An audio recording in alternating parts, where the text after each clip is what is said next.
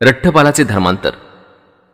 एकदा बऱ्याचशा भिक्खूंसह कुरु देशात भिक्षा मागत फिरत असताना कुरूंची नगरी थुल्लकोठ्ठीत भगवंत राहिले. कुरूंना हे समजल्यावर भगवंतांचा आदर करण्यासाठी ते त्यांच्याकडे गेले. ते बसल्यावर भगवंतांनी धम्मोपदेश केला. भगवंतांचा उपदेश ऐकल्यावर थुल्लकोठडी येथील रहिवाशांच्या ब्राह्मण प्रमुखांनी भगवंतांचे कृतज्ञतापूर्वक आभार मानले आणि वंदन करून ते निघून गेले. त्यांच्यामध्ये तेथील एका प्रमुख घराण्यात जन्माला आलेल्या रट्टपाल नावाचा एक तरुण होता. त्याच्या मनात विचार आला, माझ्या समजुतीप्रमाणे भगवंतांनी दिलेल्या उपदेशानुसार कौटुंबिक जीवन जगणाऱ्या माणसाच्या दृष्टीने संपूर्ण शुद्ध आणि निर्दोष असे उच्च जीवन जगणे ही सोपी गोष्ट नाही. मी केस कापून टाकले आहेत, दाढी काढली, पीतवस्त्र धारण केले, गृहत्याग करून गृहहीन परिव्राजक झालो तर काय हरकत आहे. ब्राह्मण फारसे दूर गेले नव्हते. अशावेळी रट्टपाल परत आला आणि भगवंतांना वंदन करून त्याने आपल्या मनातील विचार भगवंतांना सांगितला. प्रवज्जा आणि उपसंपदा देऊन त्यांच्या संघात आपल्याला प्रवेश मिळण्याची त्याने विनंती केली. भगवंतांनी विचारले, असं करायला तुझ्या मातापित्यांची संमती आहे का? नाही भगवन. ज्यांनी ज्यांनी मातापित्यांची संमती मिळवली नाही त्यांना मी प्रवज्जा देत नाही. महाराज, मी संमती मिळवण्याचा प्रयत्न करीन, तो तरुण मनुष्य म्हणाला आणि उठून मोठ्या आदराने भगवंतांचा निरोप घेऊन तो आपल्या आईवडिलांच्याकडे परत गेला. त्याने आपला विचार आईवडिलांना सांगितला आणि भिक्खू होण्यासाठी त्यांची परवानगी मागितली. आईवडिलांनी याप्रमाणे उत्तर दिले, बाळ रट्टपाल, तू आमचा एकुलता एक मुलगा आहेस आणि आमचा तू फार लाडका आहेस. तू सुखाने जगत आहेस आणि सुखातच वाढला आहेस. दुःखाचा तुला मुळीच अनुभव नाही. जा, खा, पी, मजा कर आणि सुखाने सकृत्य करत राहा. आम्ही तुम्हाला संमती देत नाही. तुझ्या मृत्यूने आम्ही अनाथ होऊ आणि आम्हाला हे जीवन सुखाचे वाटणार नाही.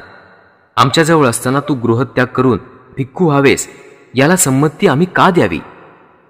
दुसऱ्यांदा आणि पुन्हा तिसऱ्यांदा रट्टपालने तीच विनंती केली आणि त्याच्या आईवडिलांनी ती पुन्हा नाकारली.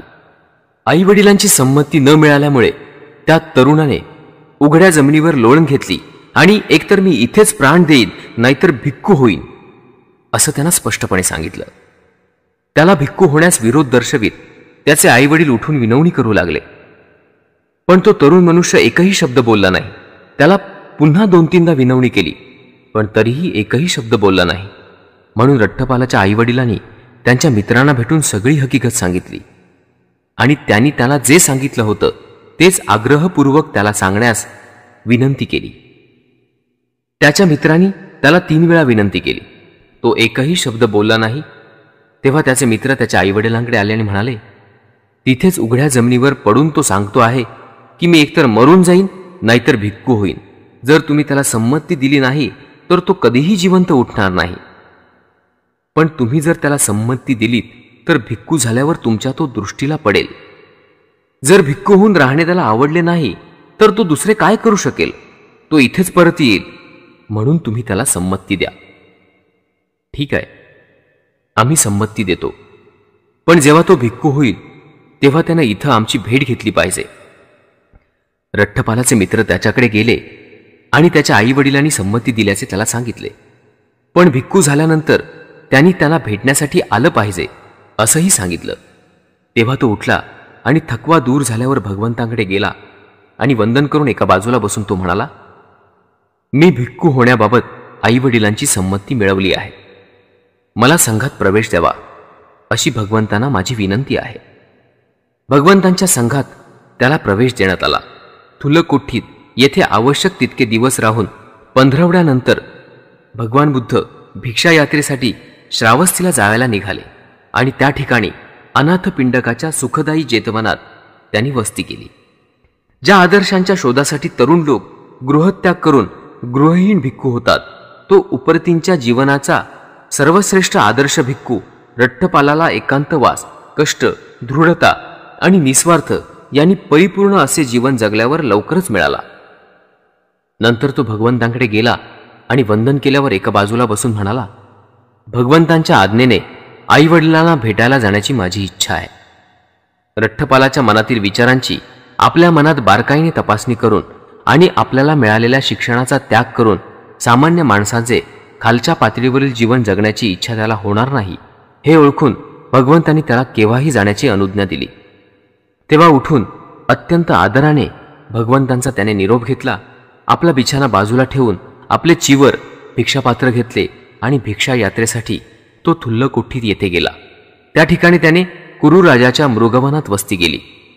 दुसऱ्या दिवशी सकाळी लवकरच चिवर वस्त्र परिधान केले आणि भिक्षापात्र घेऊन तो भिक्षेसाठी नगरीत गेला आणि तिथे भेदभाव न करता घरोघर फिरत असताना तो आपल्याच वडिलांच्या घरी आला. त्याचे वडील घरातील दिवाणखान्यात आपले केस विंचरत होते. त्यांनी रट्टपालाला दुरून येतानाच पाहिले आणि म्हणाले, या वैराग्याच्या कार्ट्यानेच माझ्या एकुलत्या एक लाडक्या मुलाला भिक्खू करून टाकले आहे. याप्रमाणे स्वतःच्या वडिलांच्या घरी रट्टपालाला काहीही मिळाले नाही. नुसता नकार तर नाहीच, पण शिव्या मात्र मिळाल्या. त्याचवेळी घरातील एक दासी आदल्या दिवशीचा शिळा भात फेकून देण्याच्या बेतात होती. तेव्हा रट्टपाल तिला म्हणाला, ताई, ते जर टाकून देणार असशील तर माझ्या पात्रात घाल. त्याच्या भिक्षापात्रात भात घालत असताना त्याचा आवाज, हात आणि पाय ओळखले आणि ती सरळ मालकिणीकडे जाऊन मोठ्याने म्हणाली, मालकीणबाई, धाकटे धणी परत आले आहेत.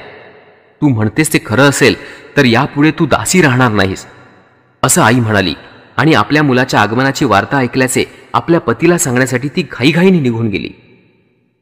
कुंपणाजवळ बसून रट्टपाल तो शिळा भात खात असतानाच त्याचा पिता तिथे जाऊन उद्गारला, बाळ, तू शिळा भात खात आहेस हे खरे आहे का? तू आपल्या घरी का येत नाहीस? रट्टपाल म्हणाला, गृहस्था, गृहत्याग करून गृहहीन बनलेल्या आम्हाला घर कसले? मी तुमच्या घरी आलो होतो, पण मला तिथं काहीच मिळालं नाही. नुसता नकारही मिळाला नाही, शिव्या मात्र मिळाल्या. ये बाळ, आपण घरात जाऊ. रट्टपाल म्हणाला, नको गृहस्था, माझे आजचे जेवण झाले आहे. ठीक आहे, पण बाळ, उद्या तुझे भोजन इथं करशील असं वचन दे. भिक्खू रट्टपालाने मौन धारण करून आपली संमती दाखवली. नंतर त्याचे वडील घरात गेले. तिथे त्यांनी सोन्या रुपयाच्या लगडी रचून त्यावर गालीचे अंथरण्याची आज्ञा दिली. पूर्वाश्रमीच्या रट्टपालाच्या स्त्रिया असलेल्या आपल्या सुनांना आपल्या पतीला आवडत असलेल्या सर्व प्रकारचा साजशृंगार करायला सांगितले. रात्र संपल्यानंतर घरात भोजनासाठी उत्तम पदार्थ तयार करून ठेवण्याची आज्ञा त्याच्या पित्याने दिली आणि तयारी झाल्यावर मुलाला कळवले. दुपार झाल्याबरोबर चिवर परिधान करून आणि भिक्षापात्र हातात घेऊन भिक्खू रट्टपाल स्वतःसाठी ठेवलेल्या आसनावर जाऊन बसला. नंतर त्या सोन्या रुपयाच्या राशीवरून गालीचे काढण्याची आज्ञा देऊन पिता म्हणाला, तुझे हे मातृधन आहे.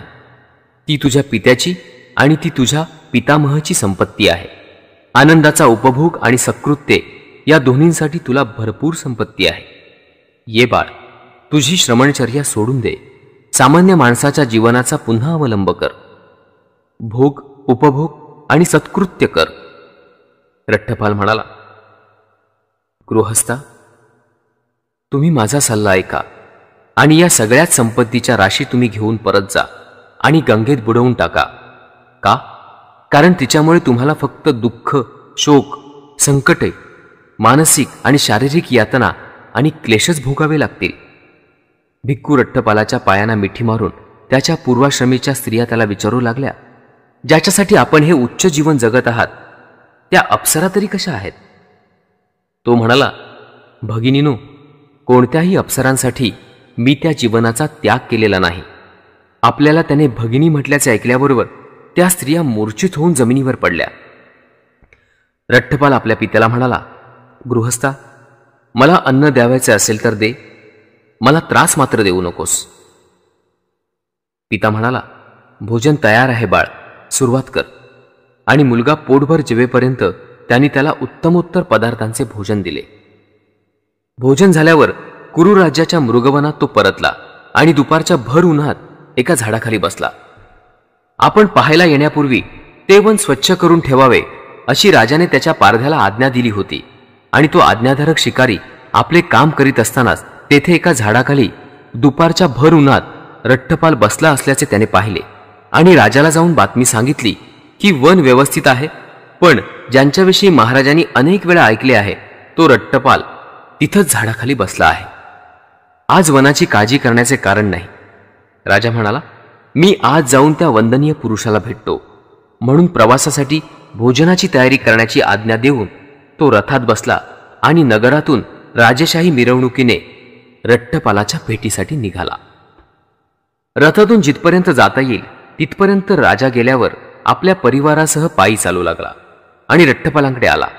अभिवादन केल्यानंतर राजाने उभे राहूनच रट्टपालास एका पुष्पराशीवर बसण्याची विनंती केली. रट्टपाल म्हणाला, नाही महाराज, आपण तिथे बसा. माझे हे आसन आहेच. आसनस्थ झाल्यावर राजा म्हणाला, रट्टपाल, माणसाला 4 हानी भोगाव्या लागतात की ज्याच्यामुळे तो आपल्या डोक्याचे आणि दाढी मिशांचे केस काढून टाकतो, पीतवस्त्र धारण करतो आणि गृहत्याग करून गृहहीन होतो. त्या 4 हानी म्हणजे म्हातारपण, 2 अनारोग्य, 3 दारिद्र्य आणि 4 नातलगांचा मृत्यू. समजा एका बऱ्याच वयाचा म्हातारा मनुष्य आहे, वृद्धत्वामुळे थकलेला आणि मरणाच्या पंथास लागलेला आहे. आपली स्थिती तो ओळखतो आणि अधिक संपत्ती मिळवण्यास किंवा मिळवलेल्या संपत्तीचा सदुपयोग करण्यातील अडचणींची त्याला जाणीव आहे, म्हणून तो परिव्रजक बनण्याचे ठरवतो. यालाच म्हातारपणाची हानी म्हणतात. पण तू तर भर जवानीत आहेस. तुझे केस काळेभोर असून वृद्धत्वाचा त्यांना स्पर्शही झालेला नाही. तू रूपयौवन संपन्न आहेस. तुला वृद्धत्वामुळे कोणताही तोटा झालेला नाही. मग तुला असं काय समजलं आहे किंवा तू असं काय पाहिलं आहेस किंवा काय ऐकलं आहेस ज्याच्यामुळे तू गृहत्यागाचा मार्ग पत्करलास? किंवा समजा रोगी, यातना भोगणारा किंवा अतिशय आजारी असा मनुष्य आहे. तो आपली स्थिती ओळखतो आणि अधिक संपत्ती मिळवण्याकरता किंवा मिळवलेल्या संपत्तीचा सदुपयोग करण्यातील अडचणी याची त्याला जाणीव आहे, म्हणून तो परिव्रजक बनण्याचे ठरवतो. यालाच अनारोग्याची हानी म्हणतात. पण तू आजारी नाहीस की यातनाही भोगत नाहीस. तुझ्या नेमस्त प्रकृतीमुळे तुझी पचनशक्ती चांगली राहिली आहे, म्हणून अनारोग्यामुळे जो तोटा होतो तसा तुझा झालेला नाहीये. मग तुला असं काय समजलं किंवा तू असं काय पाहिलं आहेस किंवा तू असं काय ऐकलं आहेस की ज्याच्यामुळे तू गृहत्यागाचा मार्ग पत्करलास? किंवा तिसऱ्या एका माणसाचं उदाहरण घेऊ. श्रीमंत आणि वैभवशाली झाल्यानंतर आणि क्रमाक्रमाने ते वैभव गमावल्यानंतर तो आपली स्थिती ओळखतो आणि संपत्ती मिळवण्यातील किंवा मिळवलेल्या संपत्तीचा सदुपयोग करण्यातील अडचणींची त्याला जाणीव होते, म्हणून तो परिव्राजक होण्याचे ठरवतो. याला नातलगांच्या मृत्यूमुळे झालेला तोटा म्हणतात. पण तुला तर मित्र आणि नातलग खूप आहेत. नातलगांच्या मृत्यूमुळे तो तोटा होतो असा तुझा तोटा झालेला नाही. मग तुला असं काय समजलं आहे किंवा तू असं काय पाहिलं आहेस की ज्याच्यामुळे गृहत्याग करण्याचा तू मार्ग पत्करलास? रट्टपाल उत्तरला, महाराज, मी गृहत्याग करून गृहहीन झालो याचे कारण असे आहे की ज्ञानी आणि दर्शनिक सम्यक संबुद्धांनी सांगितलेली 4 तत्व मी समजून घेतली, पाहिली आणि ऐकली आहेत. ती 4 तत्व अशी: 1. जग अनित्य असून सतत बदलत आहे. 2. जगाला रक्षण करता किंवा पालन करता असा कुणीही नाही. 3. आपली कशावरही मालकी नाही. प्रत्येक वस्तू मागे ठेवूनच आपणाला गेली पाहिजे. आणि 4. तृष्णेच्या आहारी गेल्यामुळे जगात दुःख आहे आणि त्यामुळे जगात अनेक उणीवा असून ते सारखं धडपडत आहे. विलक्षण, खरोखरच उत्कृष्ट. राजा उद्गारला. भगवंतांनी सांगितले ते किती बरोबर आहे. अपने पेज को फॉलो, चैनल को सब्सक्राइब करके घंटी आइकन को जरूर दबाएं ताकि आगे आने वाली सब वीडियो आपको पहले मिले. जय भारत, जय संविधान.